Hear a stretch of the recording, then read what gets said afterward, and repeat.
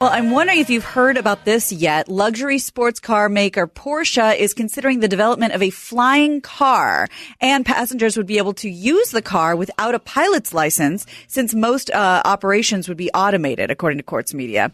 Reuters reports it could take up to a decade to finalize the technology before they can actually launch it into real traffic. But here's the point of it, basically. It joins other companies working on this design for flying cars, and it's specifically for taxis in congested urban areas. So it does sound like it's going to be sort of an autopilot drone system. I don't know that anyone's really going to, like they said, you don't need a pilot's license for it, but it's to get you off of traffic and act as a taxi.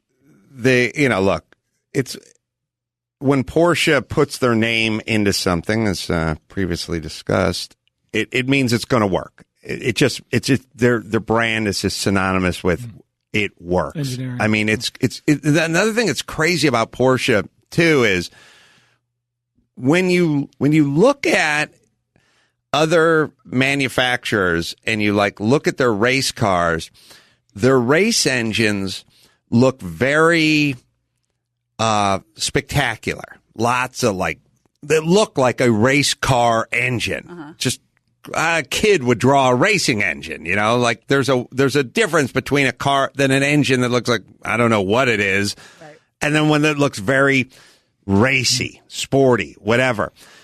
Porsche engines, these racing engines especially, were very unracy looking. They had a lot of plastic, which is weird. It's counterintuitive. You can find a 917 engine, the engine the car Eric Bana was drooling over an hour and a half ago.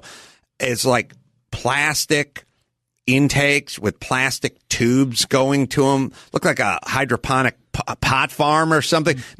No chrome, no nothing. Big weird plastic fan. Is it a weight thing? In the middle of it. The Germans and Porsche especially are we need this car to go flat out for 24 hours, and it's going to go 252 miles an hour down the Mulsanne Straight every single lap, and we have no thoughts to the aesthetic of this engine. Right. It's anything that works is in, anything that doesn't work is out, and that's it.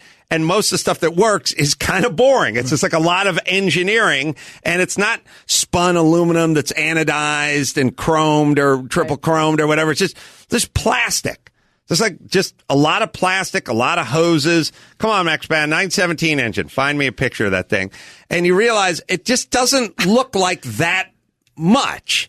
It looks kind of weird, but it produces, 1,100 horsepower at 8,000 RPM, and it does it for 24 hours with a weird bunch of plastic bits and fans and stuff on it. And that's what's great about Porsche. And that's how by the way, Porsche guy versus Mopar guy. One guy is all, hey, it's Plum Crazy Purple and has a pistol grip, fake wood shift handle. And the other guy's like, does that make it go faster? Does it go faster because it has a pistol grip? No. As a matter of fact, Porsches just have a wooden knob.